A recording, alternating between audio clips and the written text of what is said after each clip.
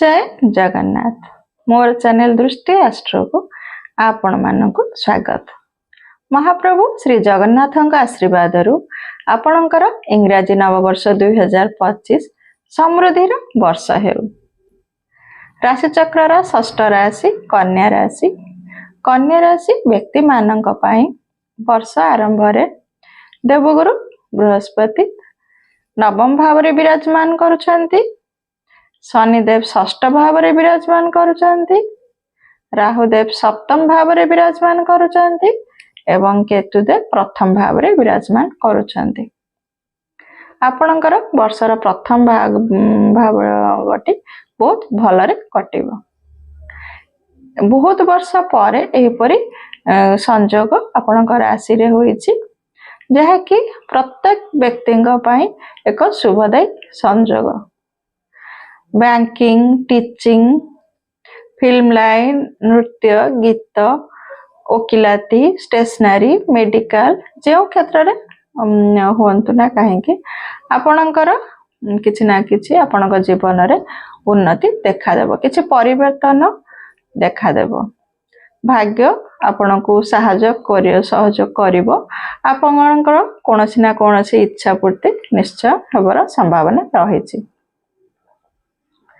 विद्यार्थी माने मे मास भितर जो माने परीक्षा देबे से मानकर रिजल्ट बहुत भलो हेबार संभावना रहिछि।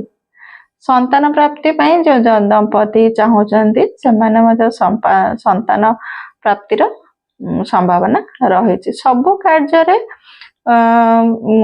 कन्या राशि रो व्यक्ति मानक पई किछि ना किछि शुभ फल दाई एई वर्षटी हेबार संभावना रहिछि।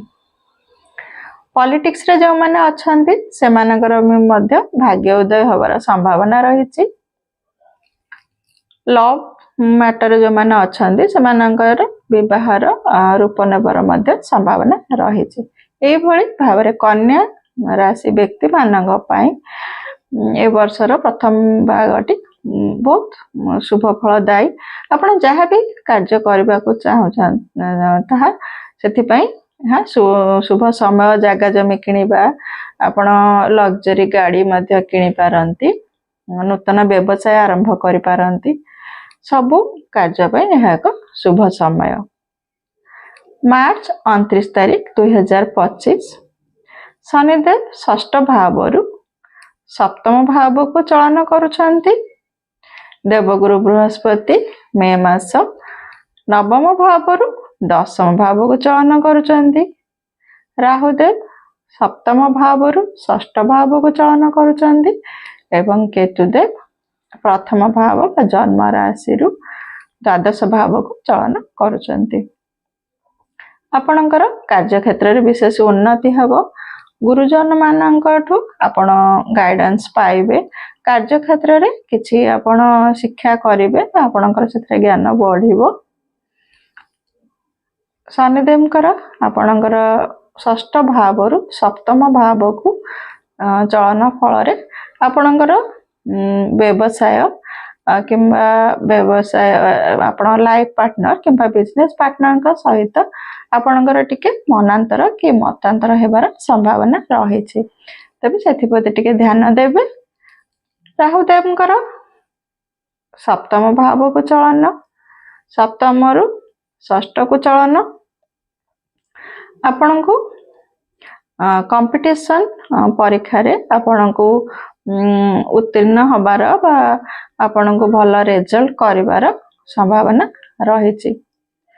केतुदेवकर आपण को जन्म राशि रु द्वादश भाव को चलन आपण को धर्म कार्य आड़ को आपण को टिके ढलिबा को मन हेई पारे।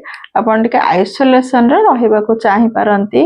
आपणकर किछि पैसा आपणकर अर्थ व्यय होई पारे। आपणकर हॉस्पिटल ले किंबा कोनोसी कोर्ट कचेरी मामला रे आपणकर किछि अर्थ व्यय होई पारे। कन्या राशि व्यक्ति मानक पई ए वर्ष द्वितीय भाग रे आपणकर शनि 7.5 आरंभ हेउछि। शनि 7.5 दुई प्रकार होइथा। प्रथम प्रकार ଆପଣଙ୍କ ରାଶିର ଦ୍ୱାଦଶ ଭାବରେ ଯଦି ଶନିଦେବ ଅବସ୍ଥାନ ଗୋଚର କରୁଥାନ୍ତି, ଦ୍ୱାଦଶ ଜନ୍ମ ରାଶି ଏବଂ ଦ୍ୱିତୀୟ ଭାବକୁ ଚଳନକୁ ଯେଉଁ 7.5 ବର୍ଷ, ଗୋଟିଏ ରାଶିରେ ଶନିଦେବ 2.5 ବର୍ଷ ଗୋଚର କରନ୍ତି। ତ ଏହିପରି 3ଟି ରାଶିରେ 7.5 ବର୍ଷର ଗୋଚର ଆପଣଙ୍କ ଜୀବନକୁ ଟିକେ ସ୍ଲୋ କରିଦିଅନ୍ତି, କିଛି ବାଧା ବିଳମ୍ବ ଆସେ। ସେହିପରି ମଧ୍ୟ ଦ୍ୱିତୀୟ ପ୍ରକାର ହେଉଛି ଆପଣଙ୍କର ରାଶିର ସପ୍ତମ ଭାବ ଉପରେ ଯେତେବେଳେ ସପ୍ତମ, ଅଷ୍ଟମ ଏବଂ ନବମ ଭାବ ଉପରେ ଶନି ଗୋଚର କରନ୍ତି, ତାକୁ ମଧ୍ୟ ଶନି 7.5 କୁହାଯାଏ। ତ କନ୍ୟା ରାଶି ବ୍ୟକ୍ତି ମାନଙ୍କର ସପ୍ତମ ଭାବକୁ ଶନିଙ୍କର ଗୋଚର, ଆପଣଙ୍କର ଶନି 7.5 ଆରମ୍ଭ ହେଉଛି। ତେଣୁ ଆପଣଙ୍କୁ ମାନସିକ ସ୍ତରରେ ଟିକେ ଆପଣଙ୍କୁ ଟେନସନ୍ ଆପଣ ହେଇପାରନ୍ତି, ସ୍ୱାସ୍ଥ୍ୟଜନିତ କିଛି ସମସ୍ୟା ଦେଖା ଦେଇପାରେ, ପାରିବାରିକ କିଛି ସମସ୍ୟା ଦେଖା ଦେଇପାରେ। ତେଣୁ ଆପଣ କାର୍ଯ୍ୟରେ ବିଳମ୍ବ, ଟିକେ କୌଣସି କାର୍ଯ୍ୟରେ ବିଳମ୍ବ ହୋଇପାରେ କିମ୍ବା କାର୍ଯ୍ୟରେ କିଛି ବାଧା ଆସିପାରେ। ସେଥିପାଇଁ ଆପଣ ଧୈର୍ଯ୍ୟର ସହିତ ସେ କାର୍ଯ୍ୟ କରିବେ ଏବଂ ସମୟକୁ ଅପେକ୍ଷା କରିବେ। ଭାବିଚିନ୍ତି ଠିକ୍ କାର୍ଯ୍ୟ କଲେ ଆପଣଙ୍କର ଶୁଭ ଫଳ ଆପଣ ପ୍ରାପ୍ତ କରିବେ। କାରଣ ଶନିଦେବ ହେଉଛନ୍ତି କର୍ମର ଦେବତା, ନ୍ୟାୟାଧୀଶ। ଆପଣଙ୍କର କର୍ମ ଠିକ୍ ରଖିଲେ ଶନିଦେବ ଆପଣଙ୍କୁ କୌଣସି ସମସ୍ୟା ଦେବେ ନାହିଁ। ତେଣୁ ଶୁଭ ଫଳ ପ୍ରାପ୍ତି ପାଇଁ ଆପଣ ବିଷ୍ଣୁ ସହସ୍ର ନାମ ପାଠ କରିପାରିବେ ଏବଂ ବିଷ୍ଣୁଙ୍କ ଆରାଧନା କରିପାରିବେ। ଦ୍ୱିତୀୟତଃ, ଆପଣ ରାଶି ତେଲର ଦୀପ ଶନିବାର ଦିନ ଅଶ୍ୱତ୍ଥ ଗଛର ମୂଳରେ ରାଶି ତେଲର ଦୀପ ଦେଇ ଆପଣ ଅଶ୍ୱତ୍ଥ ଗଛ ଚାରିପଟେ 11 ଥର ପ୍ରଦକ୍ଷିଣ କରନ୍ତୁ, ଶୁଭ ଫଳ ପ୍ରାପ୍ତ କରିବେ। ଏ ଥିଲା କନ୍ୟା ରାଶିର ବାର୍ଷିକ ରାଶିଫଳ। ଦେଖିବାକୁ ଗଲେ ବର୍ଷଟି ଆପଣଙ୍କର ଭଲରେ କଟିବ।